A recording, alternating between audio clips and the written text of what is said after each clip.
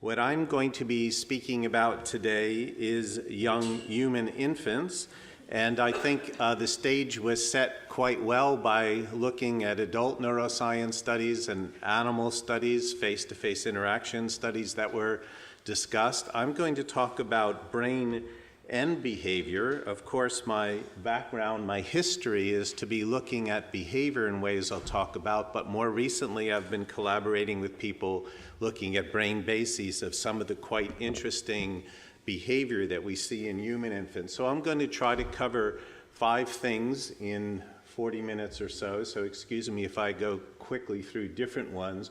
First will be about social learning and imitation in human infants.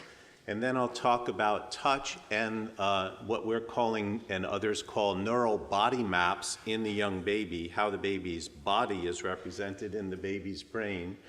And then I'll talk about how children, preschool kids, catch prejudice and bias from observing our behavior, which is related to imitation in ways that I'll discuss. And then in collaboration with an investigator that's here in Israel, I will be talking about inducing synchrony in young children and measuring how that affects their cooperative behavior. This is a quite interesting experimental study, and then return to theory. So as a developmental psychologist looking at behavior, one of the things that we're interested in is what makes humans special, what makes human children's learning special in the animal kingdom. Of course, this is a historic debate, but one of the things that makes it special is that human beings have culture that other animals don't have, and in particular we have 2 aspects of culture.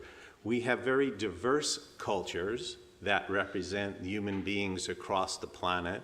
Most animal species, if they have a local culture, do not have the diversity of culture that human beings obviously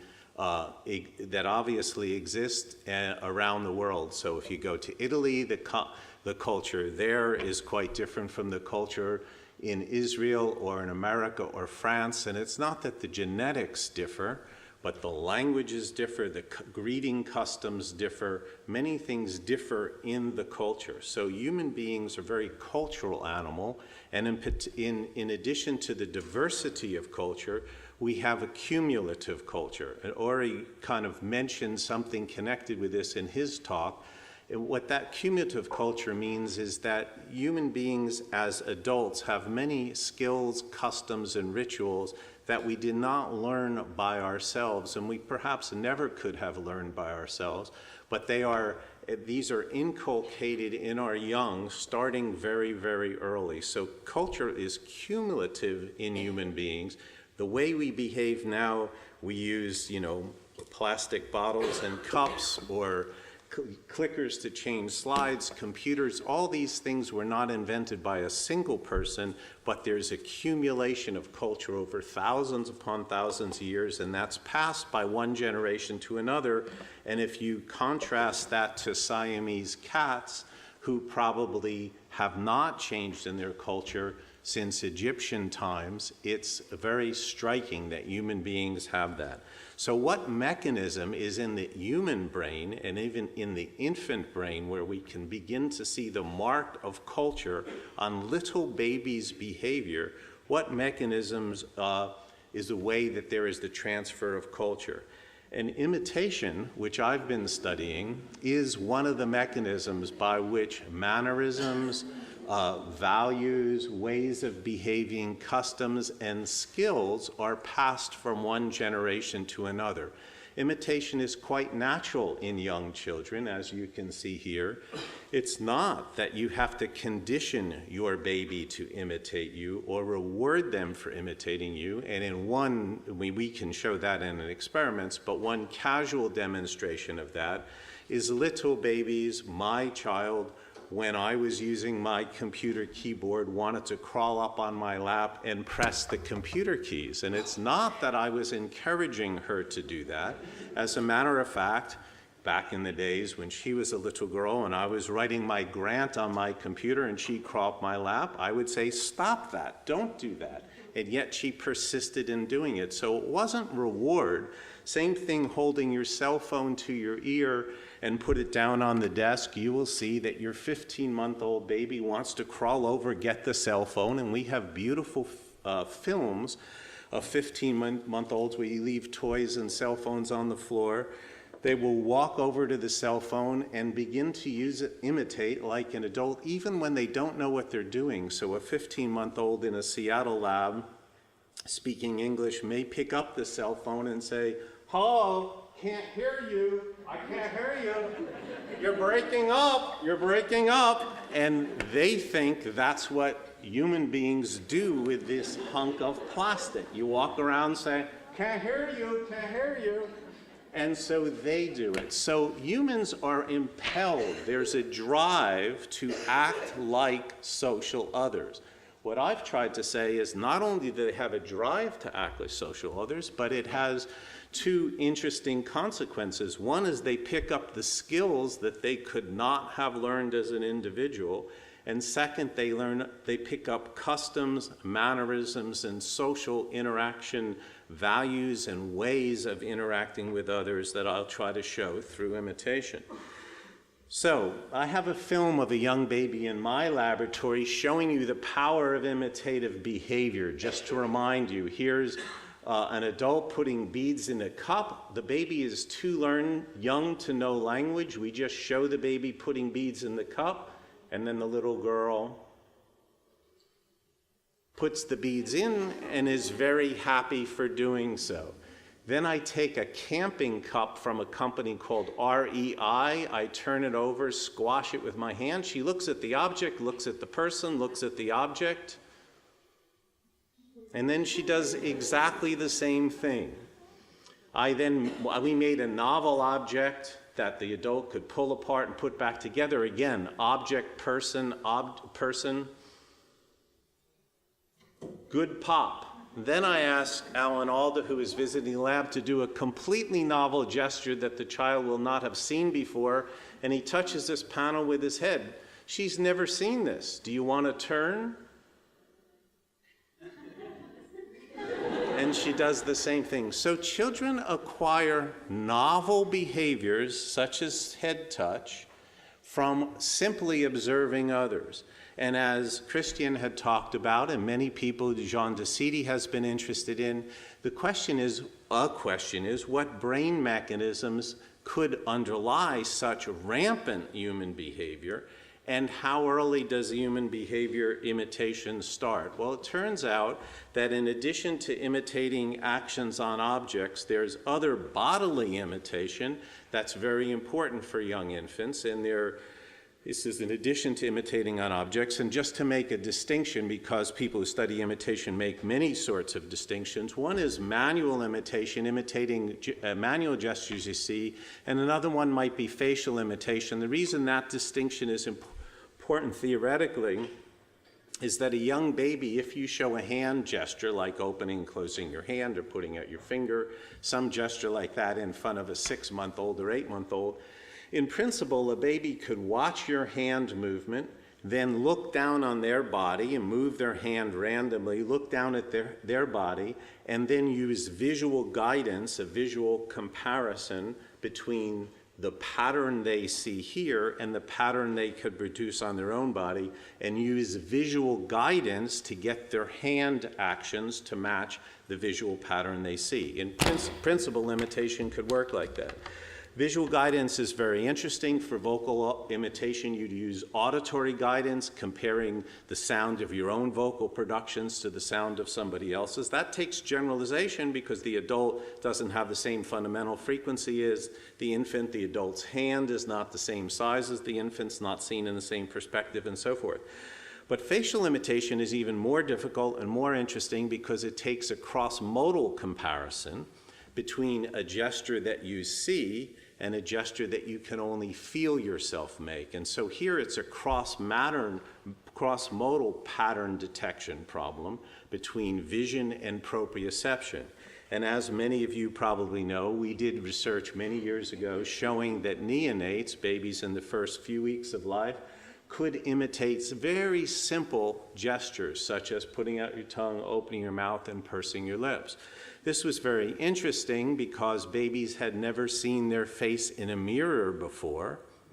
And in fact, when we published this paper in 1977, mirror neurons didn't exist. Well, they hadn't been reported. They probably existed, but we were very fascinated by the idea that young babies could match from perception to production, from observed action to produced action.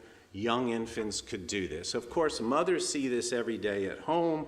If you take a rattle and you bang a rattle on the table and you leave the rattle out, your baby will pick up the rattle and do it. These were under experimental conditions, and as I said, facial imitation. We did manual imitation as well, but we are particularly interested in facial imitation because this was a cross-modal matching process, which we think the human innate can do starting early in life.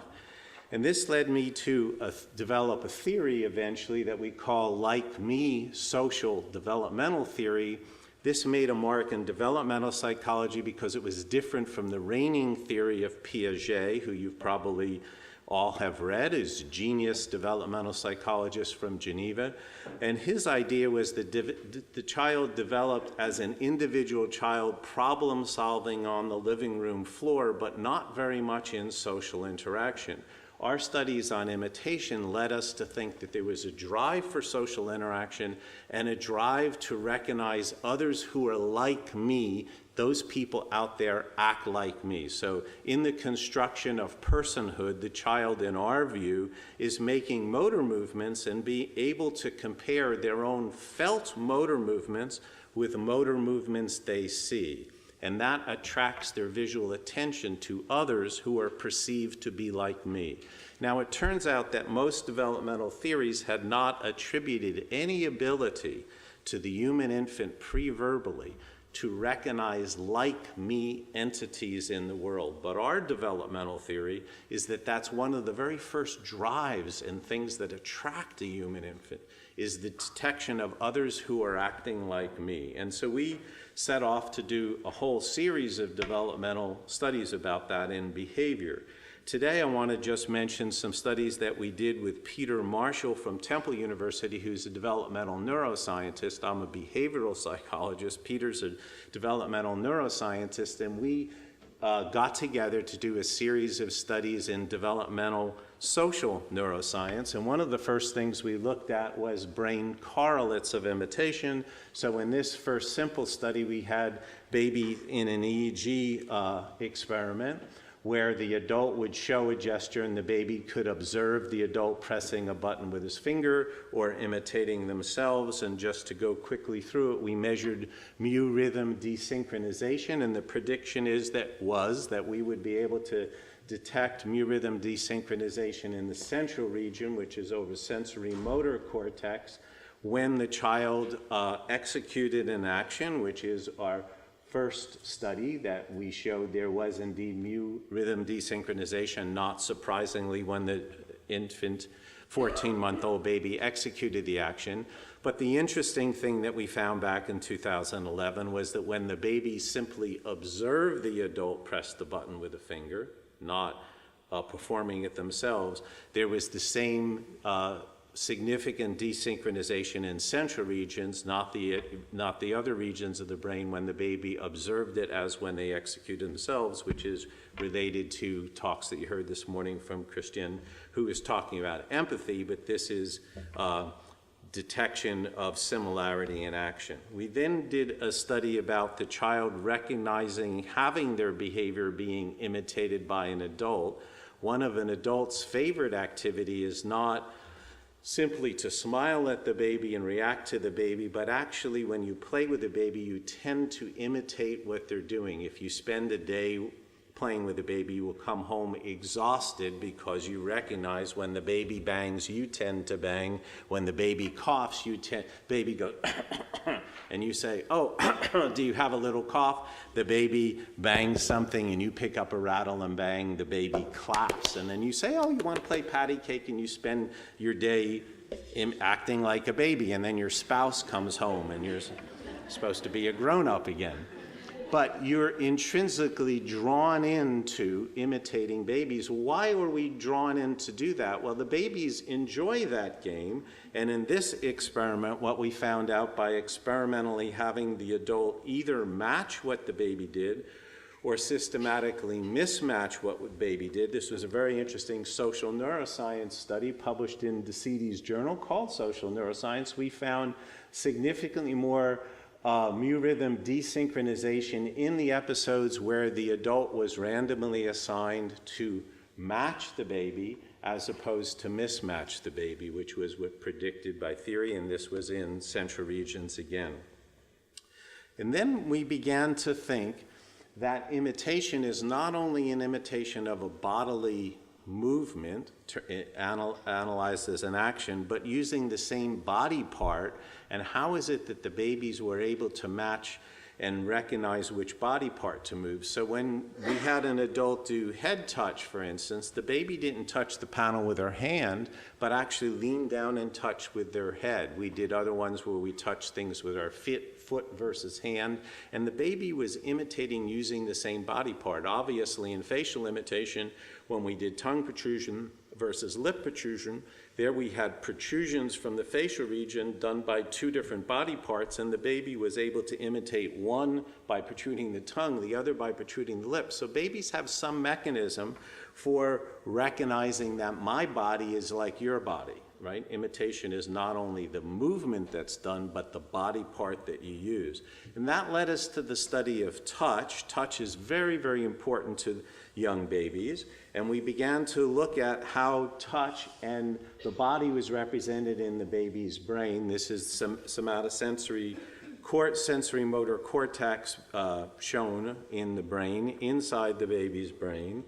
And we're particularly interested in somatosensory cortex, which in primary somatosensory cortex, there is known as, everybody in the audience would know from Penfield's famous map, the body is laid out fairly systematically in primary somatosensory cortex. That's not the only place the body is represented. In fact, the body is represented in many different parts of the brain, but primary somatosensory cortex has what's called a somatotopic organization from in the center of your brain, in the medial section of your brain.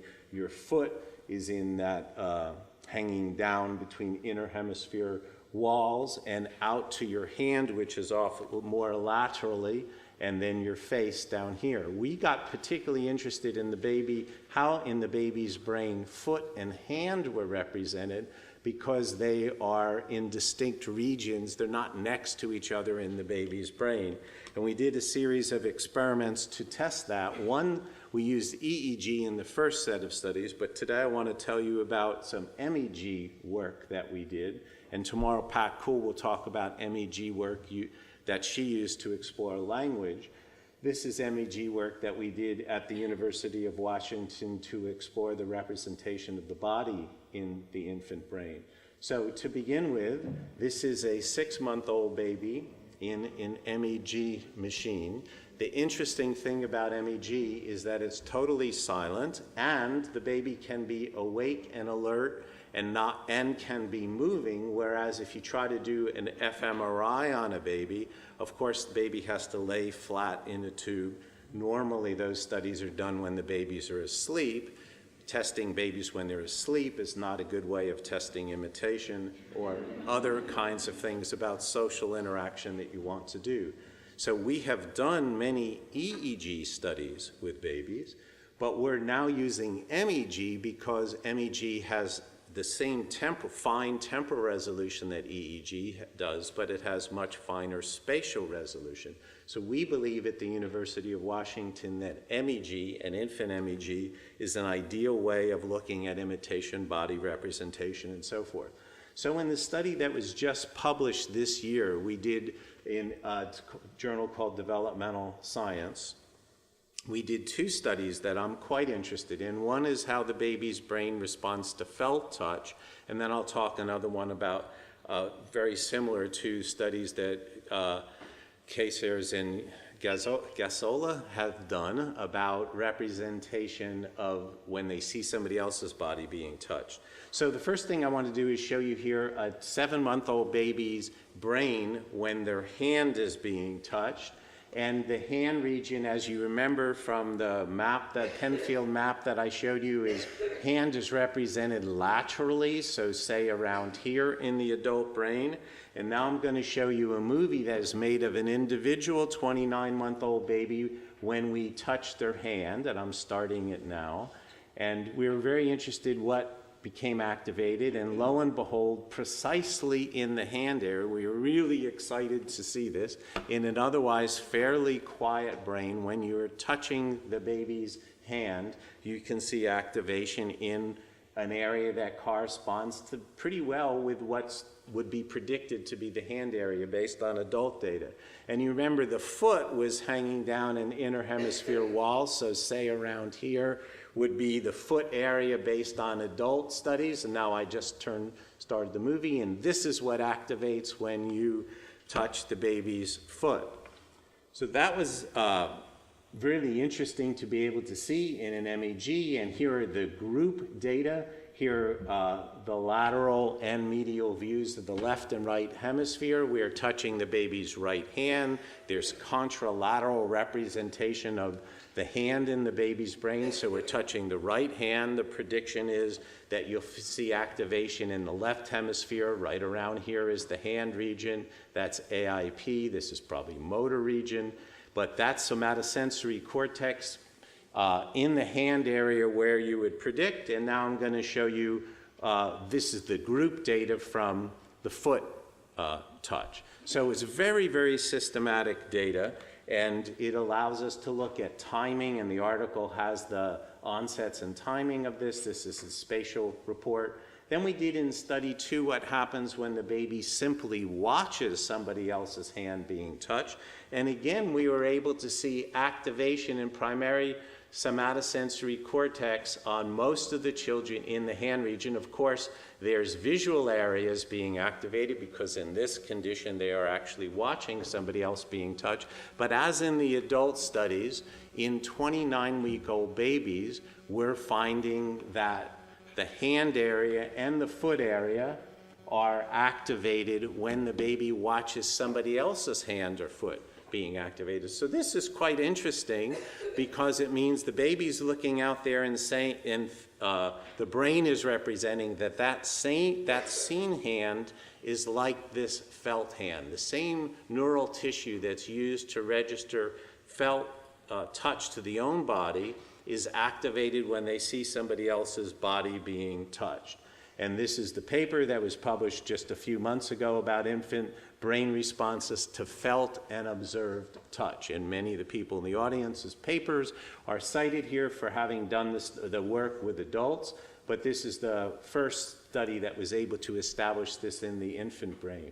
Now I want to move to kind of go forward to make and show the more complicated social developmental neuroscience picture in human infants. Not only are they imitating, not only is the brain representing self and other in ways that we can begin to look at, that I think is exciting to look at developmental social neuroscience, but we've looked at how emotions affect imitation.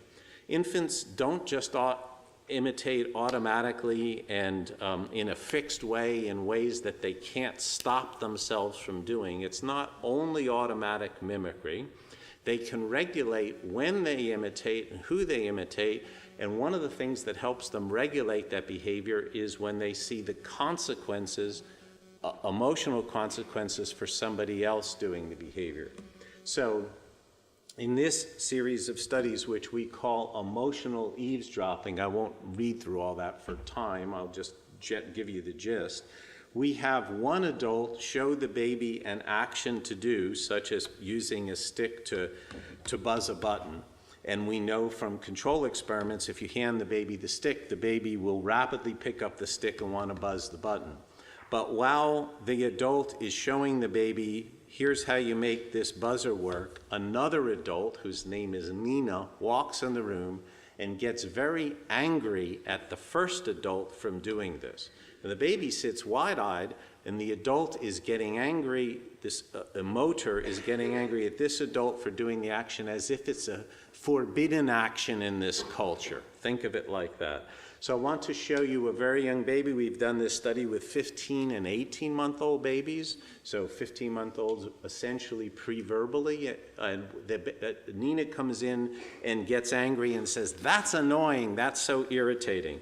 I don't know if you're about to hear the sound. If there's any way of turning up the sound, we'll do it. But here, the baby's on the bottom of the screen. See? Look at this. There. Now Nina's going to come in. Baby doesn't know what's going to happen. Hi there, I'm going to sit here and read a magazine. Okay, that's Nina. Nina's going to sit and read a magazine. Nina, look at this. That's aggravating, that's so annoying. Oh, I thought it was really interesting. Well, that's just your opinion, it's aggravating. So I know that doesn't happen in Israel, but in America, sometimes adults get angry at what the other adult is doing in front of the young baby. So the really interesting thing is the baby is observing and watching what was happened. Remember, in control groups, if Nina had not gotten angry and we give the baby the stick, the baby will pick up the stick and gleefully imitate. Watch what this very young baby does. Oops.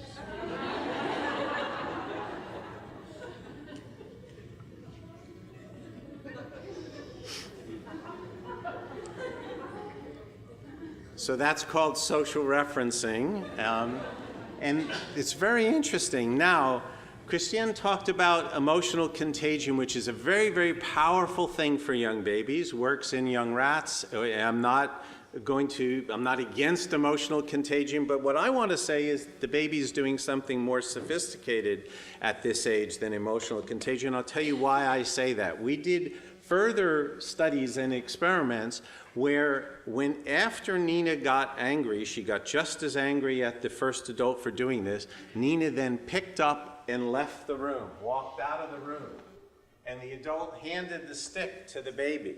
And the baby would pick up the stick, look to make sure Nina was out of the room, and then buzz.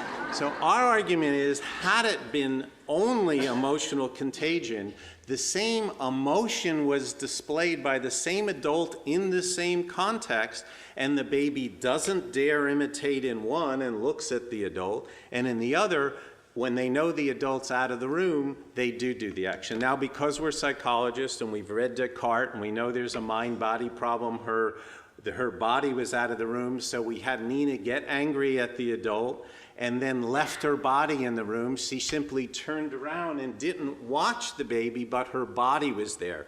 In that case, the baby would pick up the stick, see that Nina wasn't watching, and did it. Then we did another study where a group of babies, Nina was just as angry as before and stayed facing the baby, but before the baby was handed the object, Nina would close her eyes, and the baby would bend down to make sure Nina's eyes were closed, and then would do it. So, all in all, we've done a series of studies, and what we think is simple emotional contagion, while it certainly exists in young babies, and you can see evidence for emotional contagion does not fully explain this phenomena. This is a more complex phenomenon. You can read in the papers what we think is going on, but basically we think that the baby is taking into account a desire to imitate and the emotional history of this individual person. And they know that this person, emotion becomes negatively charged when they see you do this action. Now that person is looking at me.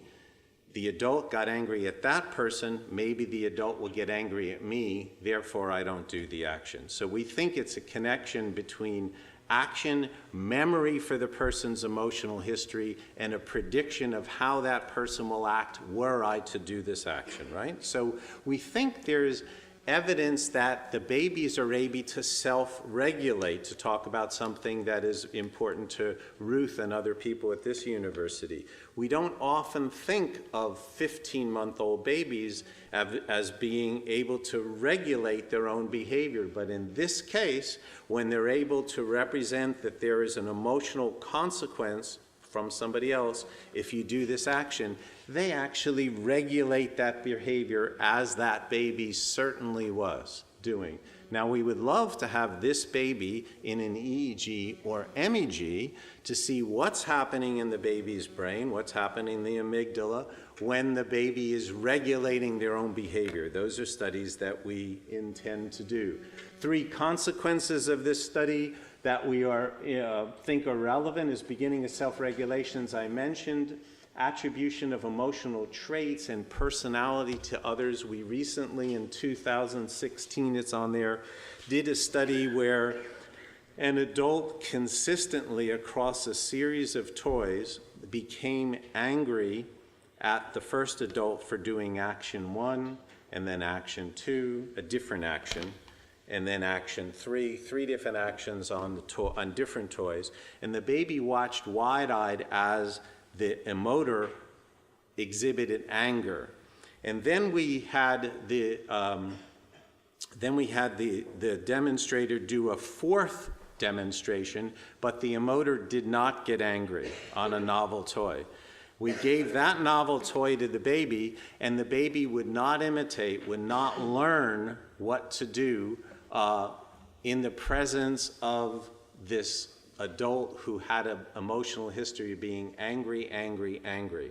So we think what the baby was doing was attributing negativity, that this adult is an angry-prone person. If you see what I mean, I didn't describe the study very well, but the adult had become angry on 3 different toys, happened not to get angry on the 4th toy, but the baby looked at the adult and seemed to treat that adult as an angry-prone person, and the baby didn't dare imitate. That's interesting because it wasn't that the adult got angry at the 4th action. Really, the baby was generalizing, and they would imitate if a novel person came in the room, but they wouldn't imitate if this angry-prone person was watching them. If the angry-prone person had turned around or closed their eyes or walked out the room, then the baby would be just as likely to imitate, okay? So we think the second point is that babies as young as 15 months of age, here's the important point, are able to categorize people, to keep track of their emotional history, and as young as 15-month-olds categorize this person as a kind of an angry-prone person, this person is a happy person, and so forth. And that makes a big difference for social development, that a baby would have those attributions to others. We certainly have those attributions to others, right? When I see my department chair come in the room, no, sorry, that's just a joke. But we make attributions to others. We know that teenagers make attributions. We know that 5-year-olds make attributions. What I'm trying to say to you is that pre-verbal 15-month-olds in their high chair are observing how people interact with others. Remember, the adult never got angry at the baby. The baby simply watched the adult get angry at another person, and then the baby thought that the adult would get angry at them. So they're making attributions to others simply by observation. Think of how broader that social world is than the Piagetian infant is. They're learning from observation of the emotions they see of others. So the baby is a social being. The baby is processing the emotions they see, the actions they see. I want to show that by 4 and 5 years old, they also are processing, observing, and absorbing the prejudices they see demonstrated by others. And so this experiment, what we did is have 4 and 5-month-old babies watch a little vignette on a computer screen. And here we had an essential adult, and these people on one side or another, she interacted differently with this person than this person. So she would turn to this person, of course it was randomly assigned, turn to this person and act in a very happy way and share a toy and say, "Oh, hi," and act positively. And then she would act in a very negative or biased way to that person. Let me just show you what this vignette was like. Here's the, hopefully it would come on, a little 4-year-old. Hi. That was a positive interaction. She's watching that, kicking her feet, now negative. Hi. Ooh. And now we ask her to point and say which person she likes better. And she points at the person that was interacted to in a positive way. We ask her who she wants to share her toys with. And she says she wants to share her toys with the adult who has acted in a positive way. And she won't share her toys with or imitate the adult who is acted with negatively. So we have a list of dependent variables, and it appears by watching one adult, a central adult, act in a positive way or in a biased negative way, the child absorbs that and shuns and acts in a negative way to the person that they had seen the adult act that way to. Now, of course, we're interested in the establishment of in-groups and out-groups, which were mentioned, and so we did a study where these two people wore different colored t-shirts from each other, and then we had friends come in. Those people left, the side people left. Somebody came in with the same colored t-shirt that you had interacted positively with, or the same colored t-shirt as the adult who acted negatively with, and we simply asked the child who you like better, who you don't like, who you want to share toys with, and so forth. And here they shunned the person who is in the group, the social group, that they had seen the central adult act negatively towards. So we believe through this study and another series of studies that we've completed that children as young as 4 and 5 years of age are picking up biases and prejudices about how we treat groups of people, not only how we treat specific individuals, but groups of people from observing adult behavior. So that's powerful influence of social experience. So what can we do about this? Well, there's a person in the audience named Talchan Rabinovich, who came to the United States to work in my lab on a Fulbright fellowship, who's from Israel. She had done her undergraduate work at Hebrew University and just last week came back to Israel at a job at University of Haifa. And she, while she was in the United States, we did the following study. She's very interested in music and how music affects the social brain and leads to cooperation and empathy in young children. So we did study with 162 4.5-year-old children who were randomly assigned in pairs to 3 different groups that I'll explain. We built a special apparatus where we could experimentally induce synchrony. This is like a reduction of music experience, which Tal has done a lot of work with, but let me tell you about the experiment we just recently published. We had children on a swing-like apparatus where kids who had never met each other came into the lab, and Tal, who's over here, and an assistant, either were swinging the kids in perfect synchrony with one another, or another group of kids were swung but in the same rate, but in asynchronous fashion.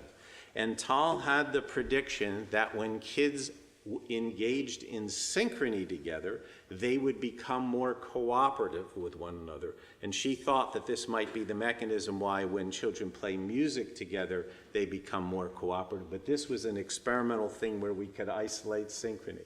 So the results showed that her prediction was correct. This is a study, or this is one behavioral measure. I'll show you another one of cooperation where the task is to bang these 2 panels at the same time, and a toy will pop up. These are girls up on the top doing, and I think this slide down here, if I can get my cursor over there, is live. Let's see, I guess I better look at here. Let's see, press that again. Oh well, I can't get it to work, but in that case, there is a film under there somewhere. And so let me go to the, oh, there it is, sorry. Okay, so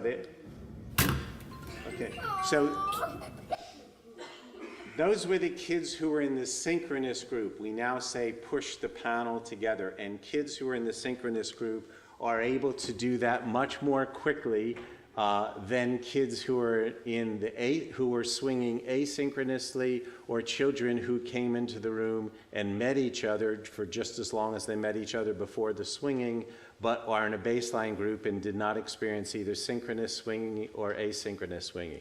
So by acting in synchrony, they can do this task together. And I want to now show you the next slide, if I can get past this one. The next one is another task Tal had, is a sharing task. This child has red tubes, and there's a barrier here, a plexiglass barrier here, and she needs to share those tubes with this child. The only way of doing it is to reach underneath here and put them through the hole. So let me see if I can show you that.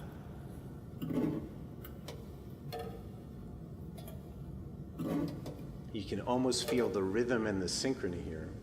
So she is feeding these tubes from her bucket to the other kid, and the other kid puts them in their bucket. And the question is, were they able to do this more quickly? And indeed, the children who were randomly assigned to the synchrony group as opposed to the asynchrony group were able to achieve this task at a significantly faster rate. So Tal's hypothesis is that if we randomly assign children to having synchronous experience, it changes their pro-social behavior, especially cooperation, which was directly measured here. We haven't taken neuroscience measures, but of course we're interested in this, and there's many other ways of manipulating synchrony, but we were happy to do these studies. So let me see if I can now close in the interest of time with some theoretical statements. For LikeMe social developmental theory in infancy, this is a different infant than a Piagetian infant. I think there's an intrinsic connection between perception and production of actions that exists in birth. I think that young infants observe, represent, and reproduce, that is, imitate, actions that they see others perform. And interestingly, the cognitive or perceptual motor machinery that's used is bidirectional. Children, it can go from observing others and mapping other behaviors to the self, which is what ordinary imitation is, or it can go in the opposite direction of from self to other, where you do a behavior and you can recognize when somebody else's behavior aligns with you. For young infants, there's the ability both to produce matching actions and also to recognize and be drawn to when somebody else is matching you. And we think it's based on the same perceptual motor machinery. So there's a bidirectional mapping that I am like you and you are like me, and that recognition that those people are producing actions that are like my own is something that I think is very important for social development. Developing past infancy, the LikeMe framework becomes generalized, so while young infants can imitate a person's acts and motor behavior, that's just at the level of motor behavior. It's similarity in acting the same. But toddlers and elementary school kids pay special attention to how others who are grouped or perceived to be like me are treated. And they process how society is treating, especially those who are like me. So little girls who have a gender identity that I'm a girl, and there are other behavioral tests to show that 2- and 3-year-old children can recognize if you're a girl, those kids are like me. If you're a boy, those are like me. We believe that those toddlers, as soon as there's a sense of gender identity for themselves, they're like detectives that are looking out on the world, seeing how others like me are treated. And they absorb that information and apply that to themselves. That allows the formation of in-groups and out-groups, especially based on gender, and the processing of cultural stereotypes. For instance, in the United States, there's a stereotype that girls don't do mathematics and STEM disciplines and robotics. We're doing studies now on how early on little girls think that STEM disciplines are not for them. And we're able to demonstrate that it's surprisingly early. It's 4, 5, 6 years of age. It's not the toddlers.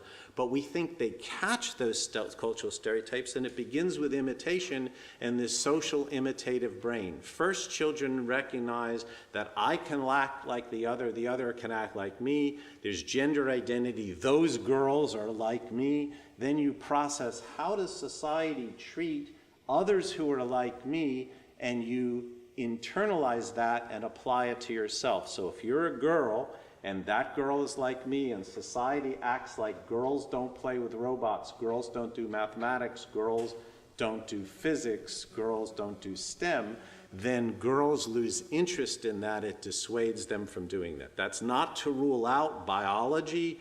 Totally, there could be biological differences. It's not to rule out reward and punishment that parents might give to their own children, or the buying of toys that they might do for their own children. It doesn't rule out those.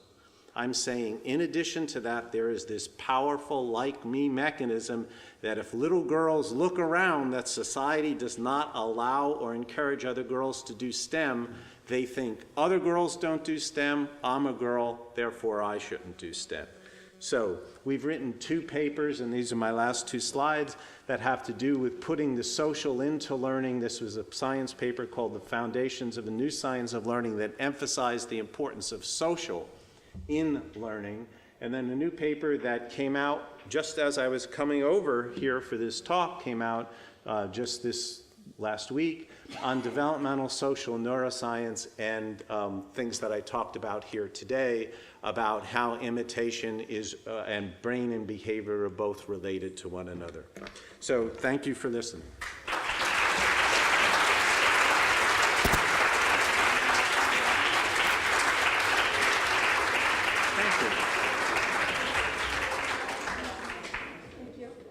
Thank you, Professor Meltzoff. Questions?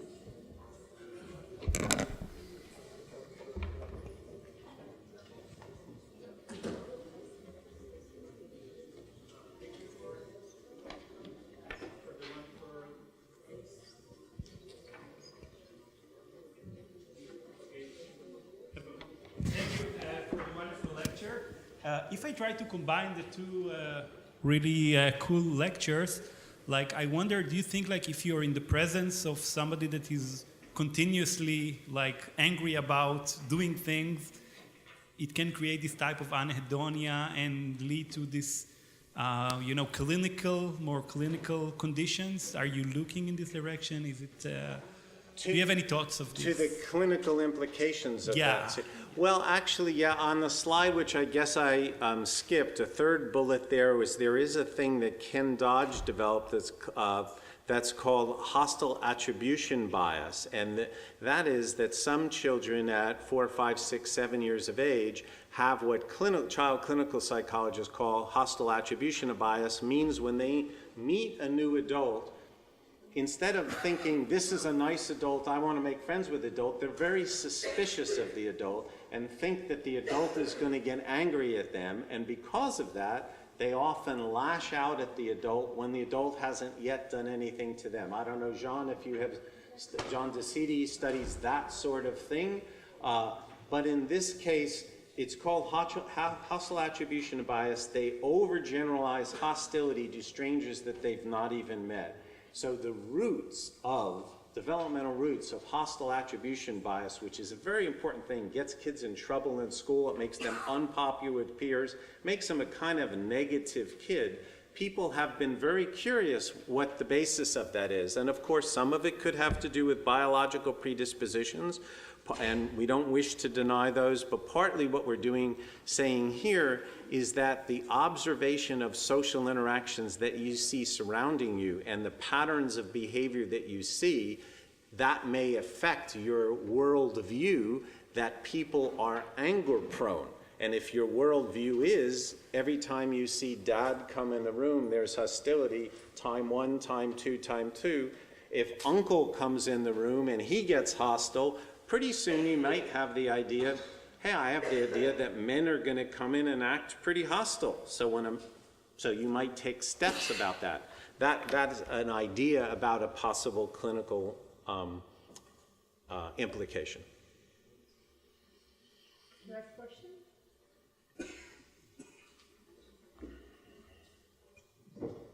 Thank you. The talk was really fascinating. I have a question about imitation and motor learning. How much do you think this early imitation or lack of it would influence the motor development? Like whether the babies are using the thumb earlier because they see us using the thumb a lot, or on the contrary, if they're... affect motor. Right. Yeah. I do think that it affects skill learning and motor development, in fact. And again, it's hard to separate nature and nurture, but the idea and I know there's biological inherited aspects of motor coordination and athletic adults and all kinds of things.